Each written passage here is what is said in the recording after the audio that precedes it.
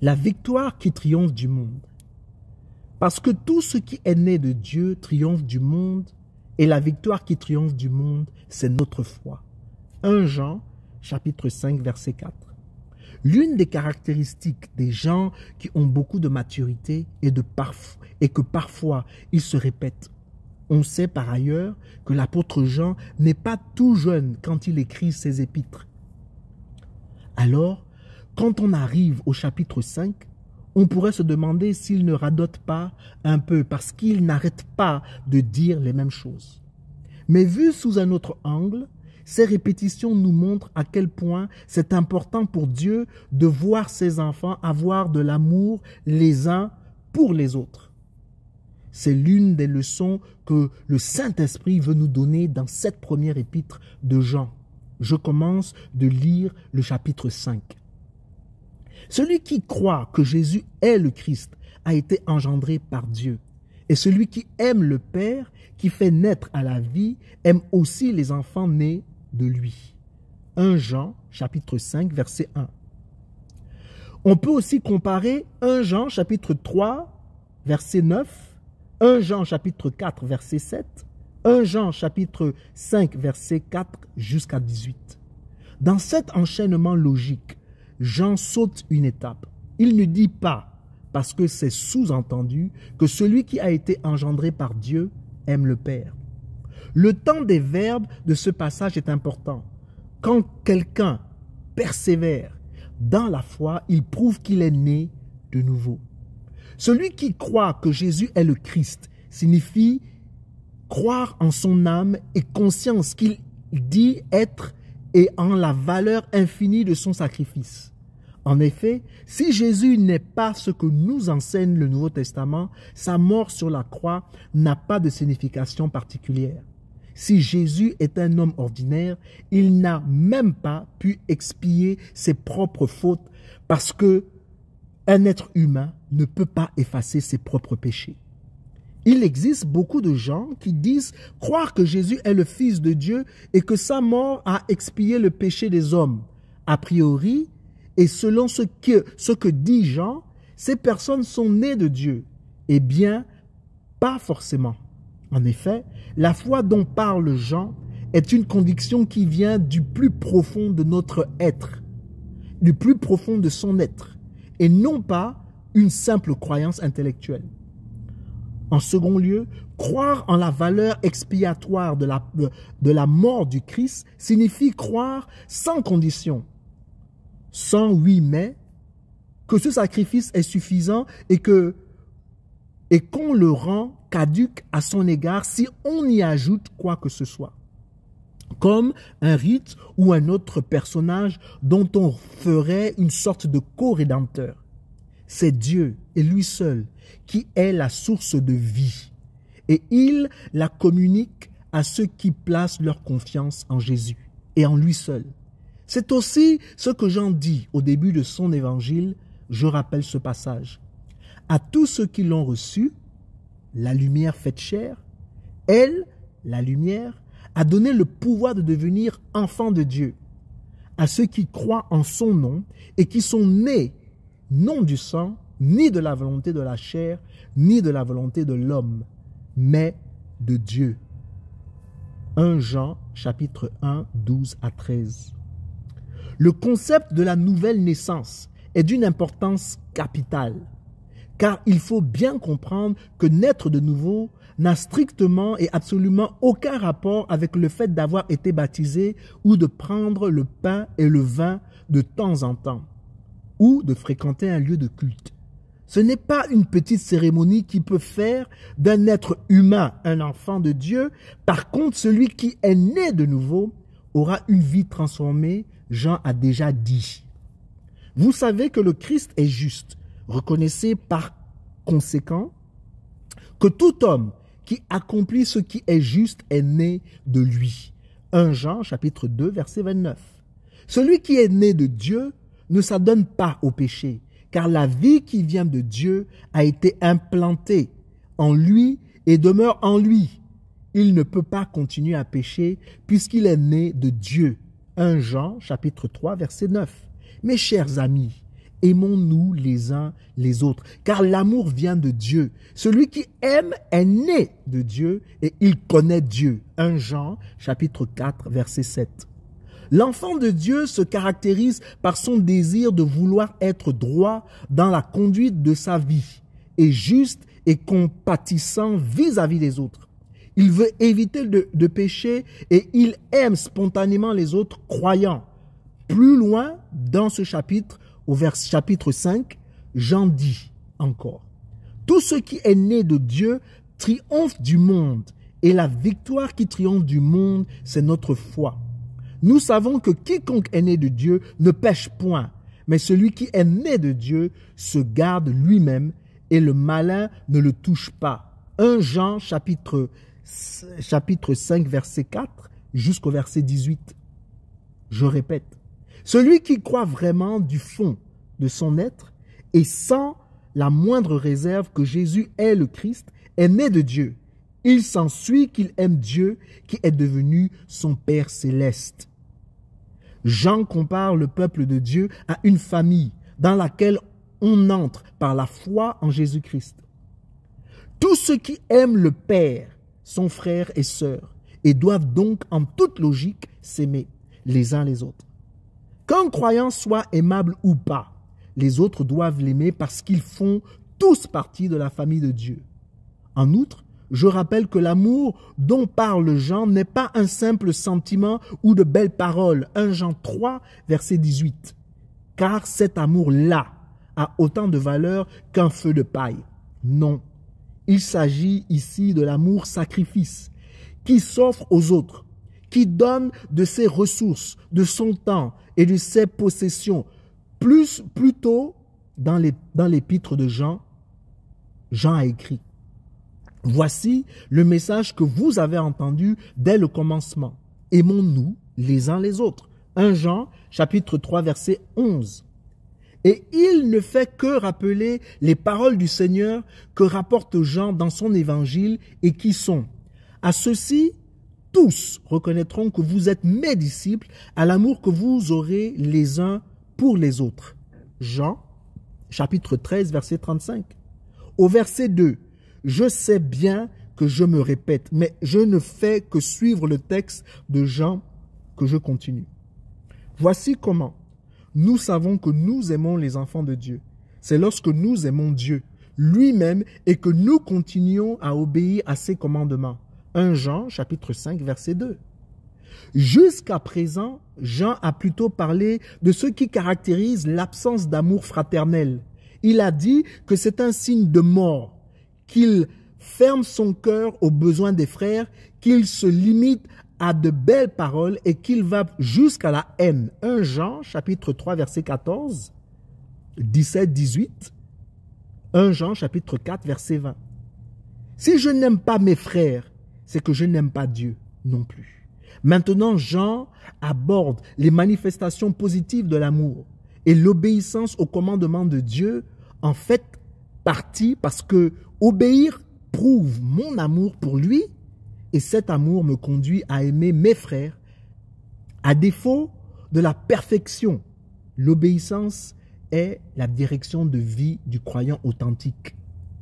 S'il n'est pas possible d'aimer Dieu sans aimer ses enfants, il est tout aussi impossible d'aimer ses enfants sans aimer Dieu. Ces deux dimensions de l'amour sont étroitement liées et permettent d'identifier ceux qui sont nés de nouveau. La vraie foi engendre l'amour pour Dieu qui a pour résultante le désir de lui obéir et en particulier de mettre en pratique le grand commandement qui est d'aimer son prochain, même si Jean n'en parle pas. Et surtout d'aimer tous les enfants de Dieu, qui est l'un des thèmes principaux de cet épître. Verset 3, je continue le texte. Car aimer Dieu, c'est accomplir ses commandements. Ceux-ci, d'ailleurs, ne sont pas pénibles. 1 Jean chapitre 5, verset 3. Le mot pour pénible veut dire lourd. Bari-aï. B-A-R-E-I. A-Y-I, pas Y, mais I. On le retrouve dans une parole de Jésus quand il constate comment les pharisiens et les spécialistes de la loi essayent d'imposer au peuple les règles qu'ils ont eux-mêmes créées. Le Seigneur dit, il lie de pesants fardeaux et les place sur les épaules des hommes, mais il ne bougerait même pas le petit doigt pour les déplacer. Matthieu 23, chapitre 23, verset 4. Les commandements auxquels nous devons obéir sont ceux que Jésus a donnés, ainsi que les exhortations du Nouveau Testament, mais surtout celui qui consiste à aimer ses frères. Pour le croyant, les commandements de Dieu ne sont pas une charge lourde à porter parce qu'il désire faire à son Père, il désire plaire à son Père céleste. Partout, dans les Écritures, on trouve ce principe. Celui qui aime Dieu, lui obéit. Dans le livre de l'Ecclésiaste, Salomon dit, « Sois rempli de respect pour Dieu et obéis à ses commandements, car c'est là l'essentiel pour l'homme. » Ecclésiaste, chapitre 12, verset 13. Et le prophète Jérémie de renchérir, car il écrit, « Écoutez-moi et je serai votre Dieu, et vous serez mon peuple. Suivez toutes les voies que je vous prescrirai afin que vous soyez heureux. » Jérémie 7, verset 23. L'obéissance est un thème fondamental des enseignements de Jésus. Dans les évangiles de Matthieu et Jean, on lit qu'il a dit, « Celui qui fait la volonté de mon Père céleste, celui-là est pour moi un frère, une sœur, une mère. » Matthieu 12, verset 50. Celui qui m'aime vraiment, c'est celui qui retient mes commandements et les applique. Mon Père aimera celui qui m'aime, mais aussi je lui témoignerai mon amour et je me ferai connaître à lui. Jean 14, verset 21.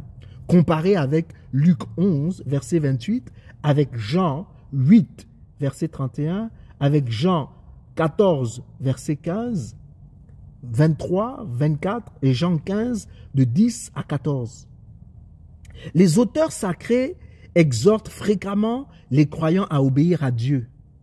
Cette soumission n'est pas une simple formalité, une conformité extérieure, rituelle ou légaliste, et elle ne doit pas être faite à contre-cœur ou en maugréant.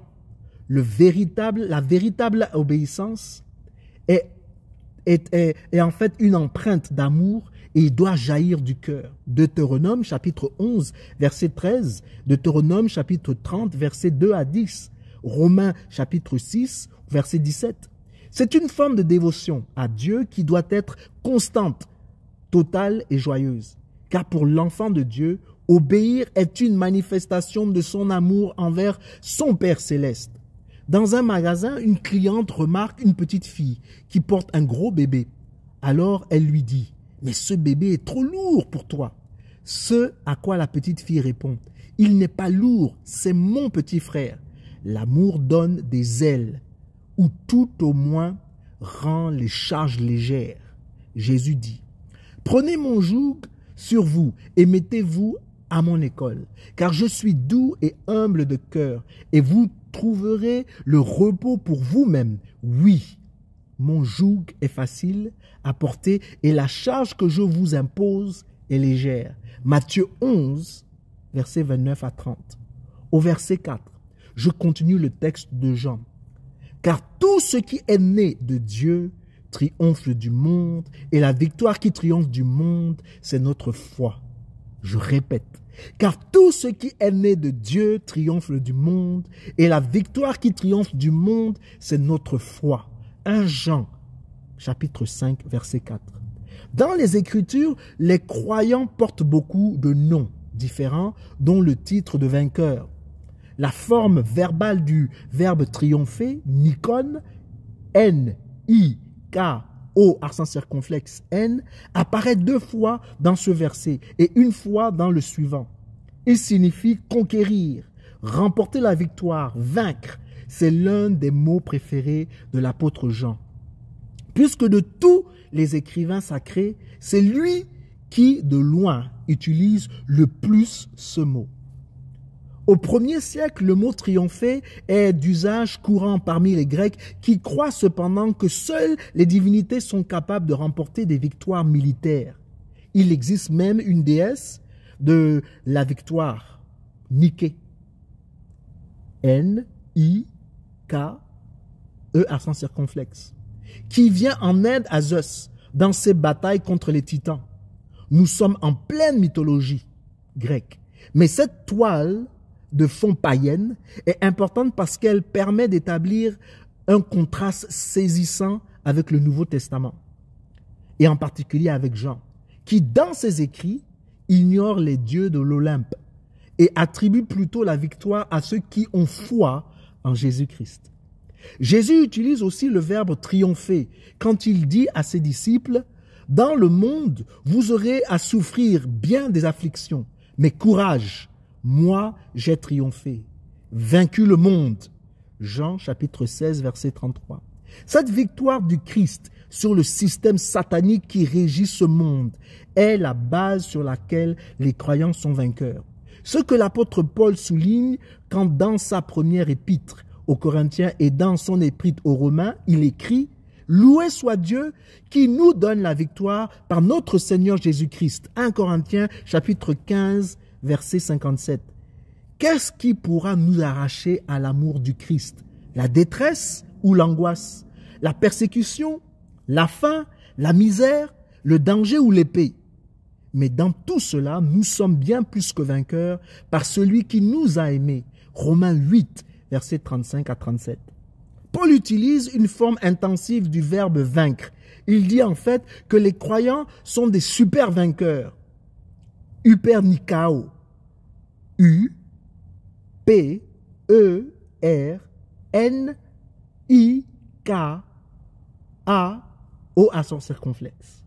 Effectivement, tant qu'ils restent soumis à Jésus-Christ, les croyants sont invincibles et impossibles à battre. Voilà pourquoi, dans son épître aux Romains, Paul ajoute « Oui, j'en ai l'absolue certitude, ni la mort, ni la vie, ni les anges, ni les dominations, ni le présent, ni l'avenir, ni les puissances, ni ce qui est en haut, ni ce qui est en bas, ni aucune autre créature, rien ne pourra nous arracher à l'amour que Dieu nous a témoigné en Jésus-Christ notre Seigneur. » Nous pouvons lire cela dans Romains chapitre 8, versets 38 à 39. Précédemment, dans le chapitre 2, Jean a dit « Je vous ai écrit ceci, jeunes gens. Vous avez vaincu le diable. Je vous le confirme, jeunes gens, vous êtes forts. La parole de Dieu demeure en vous et vous avez vaincu le diable. » 1 Jean chapitre 2, 13 à 14. Dans la vision qu'il reçoit alors qu'il se trouve sur l'île de Patmos, Jean voit que pendant la tribulation, ceux qui ont foi en Jésus-Christ obtiennent la victoire sur le diable. Il écrit, ils l'ont vaincu grâce au sang de l'agneau et grâce au témoignage qu'ils ont rendu pour lui, car ils n'ont pas aimé leur vie jusqu'à redouter de mourir. Apocalypse chapitre 12, verset 11. Assez étonnamment, l'apôtre Paul utilise 3 fois le mot victoire. Quand il parle de la mort, dans sa première épître aux Corinthiens, il écrit « Lorsque ce corps corruptible aura revêtu l'incorruptibilité et que ce corps mortel aura revêtu l'immortalité, alors s'accomplira la parole qui est écrite. La mort a été engloutie dans la victoire. Ô mort, où est ta victoire? Ô mort, où est ton aiguillon? Mais grâce soit rendue à Dieu, qui nous donne la victoire par notre Seigneur Jésus-Christ. » 1 Corinthiens chapitre 15, verset 54, 55 jusqu'au verset 57. Les croyants et eux seuls peuvent triompher de Satan et de la mort. Mais ils peuvent aussi remporter la victoire sur le monde en tant que système où règnent des tentations de tout ordre qui encouragent à faire ce qui est mal aux yeux de Dieu. Les citoyens du monde sont dominés par des ambitions charnelles. Ils sont centrés sur eux-mêmes, prétentieux, cupides et recherchent avant tout le plaisir. ce système diabolique où règne ce que Jean nomme la convoitise de la chair, la convoitise des yeux et l'orgueil de la vie. 1 Jean chapitre 2 verset 16 est plus dangereux que Satan et ses ordres, car parce qu'il fascine, il attire la nature déchue de tout homme, y compris la mienne, parce que en moi, ce système diabolique trouve du répondant et de la complaisance. Je n'aime pas ce que le monde veut m'offrir, mais je suis tenté quand même. Notre vieille nature est vraiment un boulet lourd à porter. Cependant, par sa relation avec Jésus-Christ, le croyant ne fait plus partie du monde en tant que système diabolique. Tout comme le Seigneur, il est dans le monde comme résident temporaire et hôte de passage. 1 Pierre chapitre 2 verset 11, Hébreux 11 verset 13. Mais son cœur n'y est pas parce que sa citoyenneté est dans les cieux. Colossiens 1 chapitre 13. Philippiens 3 verset 20. Jean rapporte que dans sa longue prière adressée à son Père et parlant de ses disciples, Jésus a dit « Je leur ai donné ta parole et le monde les a pris en haine parce qu'ils ne lui appartiennent pas, comme moi-même je ne lui appartiens pas. Ils n'appartiennent pas au monde, comme moi-même je ne lui appartiens pas. » Jean chapitre 17 versets 14 à 16. Le croyant ne peut vaincre ce monde que par la foi. Pour cela, il doit regarder au-delà de ce que ses yeux voient. Dans sa seconde épître aux Corinthiens, l'apôtre Paul écrit « Nos détresses présentes sont passagères et légères par rapport au poids insurpassable de gloire éternelle qu'elle nous prépare. Et nous ne portons pas notre attention sur les choses visibles, mais sur les réalités encore invisibles. Car les réalités visibles ne durent qu'un temps, mais les invisibles demeureront éternellement. 2 Corinthiens chapitre 4, 17 à 18. Et l'apôtre Jean a dit, « Or le monde passe avec tous ses attraits, mais celui qui a accompli la volonté de Dieu demeure éternellement. » 1 Jean chapitre 2 verset 17.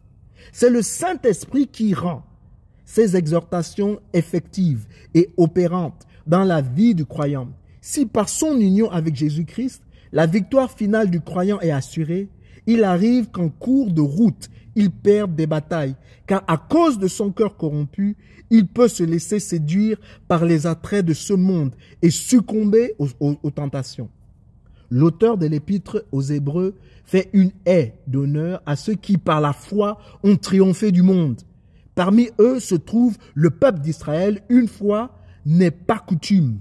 Sous la conduite de Josué, ils font la conquête de Jéricho par la foi et non par les armes. En effet, pour prendre la ville, Josué reçoit de l'Éternel la tactique à adopter et elle est tout à fait inhabituelle. Dieu lui a dit, « Pendant 6 jours, toi et tous les soldats, vous ferez chaque jour le tour de la ville 1 fois par jour.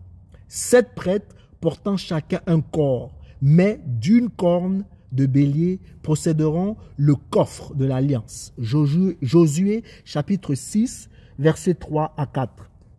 Toute l'armée d'Israël qui fait tous les jours le tour de la ville est certes impressionnant, mais militairement nul. Il faut une bonne dose de foi pour suivre de telles directives. Dans Jéricho, les défenseurs abrités derrière leurs fortifications attendent. Soudain, une sentinelle s'écrie, « Les voilà !» Les hommes de guerre israélites arrivent en bon ordre de marche. Mais devant les Cananéens éberlués, ils ne jettent pas le moindre regard dans leur direction. Ils marchent droit devant eux, sans dire un mot. Seuls les bruits de pas, de métal et de son du corps déchirent le silence. Les défenseurs suivent la troupe des yeux, sans comprendre. Puis les Israélites rentrent dans leur camp. C'est fini pour aujourd'hui. Le lendemain a lieu le même ménage, puis le 3e jour, jusqu'au 6e jour. Le 7e jour, les Israélites reviennent et recommencent leur rituel. C'est maintenant une affaire bien rodée. Mais quand les défenseurs s'attendent à les voir partir, surprise, les Israélites recommencent une seconde fois, une troisième fois, une quatrième fois. Ils font 7 fois le tour de la ville, puis le texte de Josué dit. La 7e fois, les prêtres sonnèrent du cor. Dès que le peuple l'entendit, il poussa un formidable cri, et le rempart s'écroula sur place. Aussitôt, les Israélites s'élancèrent à l'assaut de la ville, chacun droit devant soi, et ils s'emparèrent de la ville. Josué chapitre 6, versets 16 à 20. L'auteur de l'épître aux Hébreux explique cette victoire de la façon suivante. Par la foi, les murailles de Jéricho se sont écroulées, quand le peuple en eut fait le tour pendant 7 jours. Hébreux chapitre 11, verset 30. Seigneur, je suis conscient qu'en ce jour, il y a des jeunes gens, il y a des jeunes femmes qui vivent des moments compliqués. Compliqués à cause de la précarité, compliqués à cause de manquements. Ils sont nés dans des circonstances qui sont difficiles. Beaucoup de ces jeunes gens et de ces jeunes filles sont abandonnés, quelquefois même par leurs propres parents, ou ils ont peut-être même été abusés par leurs propres parents, ou par un oncle, ou par des amis, ou par des connaissances. Et aujourd'hui, ils sont complètement désemparés. Mais Seigneur, je te dis merci de ce que dans ta parole tu dis, que par la foi nous avons vaincu le monde. Je te dis merci parce que tu n'es pas un homme pour mentir. Ce que ta bouche dit, ta main l'accomplit. La victoire qui triomphe du monde, c'est notre foi. Oui, parce que tout ce qui est né de toi, ô Dieu, triomphe du monde. Et la victoire qui triomphe du monde, c'est notre foi. Et je t'en suis reconnaissant de cette parole qui ne retournera jamais à toi sans pour autant avoir accompli ses desseins. Seigneur, je prie pour ces hommes et pour ces femmes qui aujourd'hui sont désespérés et ne savent où donner de la tête. Ils ne savent plus quelle direction, où ils doivent aller. Seigneur, je prie afin qu'ils puissent avoir une rencontre avec toi. Car la vérité, c'est que lorsque l'on se garde en toi, nous avons la capacité et nous avons la force de pouvoir résister contre l'ennemi. La Bible déclare que tu es venu et que tu vis en nous et que tu es plus fort que celui qui est dans le monde. Et que si nous résistons, le mal fuira loin de nous. Paul lui-même disait, les choses bonnes de la vie que je vois, je veux les faire, mais je ne les fais pas. Les meilleures choses de la vie que je vois, que je ne veux pas faire, je le fais. Qui me délivrera de ce corps de chair? Seigneur, je crois du plus profond de mon cœur que si nous serrons ta parole dans notre cœur, nous ne pécherons jamais ou ne pécherons point contre toi. Je prie, Seigneur Dieu, afin que tu encourages ces hommes et ces femmes de pouvoir te rencontrer. Je prie afin que la jeunesse, Seigneur Dieu, que les hommes et les femmes qui sont épris de justice et de liberté, qui aiment ton nom, qui exaltent ton nom, qui louent ton nom, prennent conscience que oui, non seulement nous l'avons vaincu à cause du sang de l'agneau, mais aussi à cause de la parole de notre témoignage et parce que nous avons la capacité de partager avec les autres le mystère de Jésus-Christ. La Bible est claire que celui qui a le Fils a la vie, mais que celui qui rejette le Fils est déjà condamné. Seigneur, je prie, parce que je sais qu'il y a des hommes et des femmes qui sont convaincus qu'elles ont fait des choses qui sont abominables, des choses qui sont ignobles, des choses où ils n'ont plus la possibilité, d'après eux, d'être sauvés. La vérité, c'est que tous, sans exception, nous avons tous contracté une dette que nous ne pouvons pas payer. Et toi, tu as payé cette dette que tu n'as pas contractée. Tous, nous avons eu besoin que quelqu'un vienne pour nous justifier, pour nous purifier, pour nous laver. Et aujourd'hui, nous pouvons chanter cette grâce, cette miséricorde que tu nous accordes. Seigneur, je prie, afin que celui qui crie à toi, même s'il ne te connaît pas, que tu te manifestes dans le nom de Jésus. Je prie afin que dans le nom de Jésus, Seigneur, que son cœur puisse se pencher vers toi et qu'il puisse prendre conscience que tu as la capacité de les purifier, tu as la capacité de les sanctifier, tu as la capacité de les restaurer, tu as la capacité de les amener près du Père. et que le Père est capable de les délivrer de toutes sortes de choses qu'ils ont subies depuis leur tendre enfance. Je crois au plus profond de mon cœur que aucune personne, aucune créature n'est un accident. Alors Seigneur, je veux te rendre à toi toute la gloire et toute la louange. Et je prie afin que dans le nom de Jésus, que ta gloire se manifeste. Maintenant, je sais qu'il y a des gens qui se posent la question de mais Joktan, comment la gloire de Dieu va se manifester? Je dirais tout simplement que le Saint-Esprit se dépose sur vous dans le nom tout-puissant de Jésus et que la gloire de Dieu se révèle à vous maintenant et pour l'éternité. Au nom de Jésus, j'ai prié. Amen.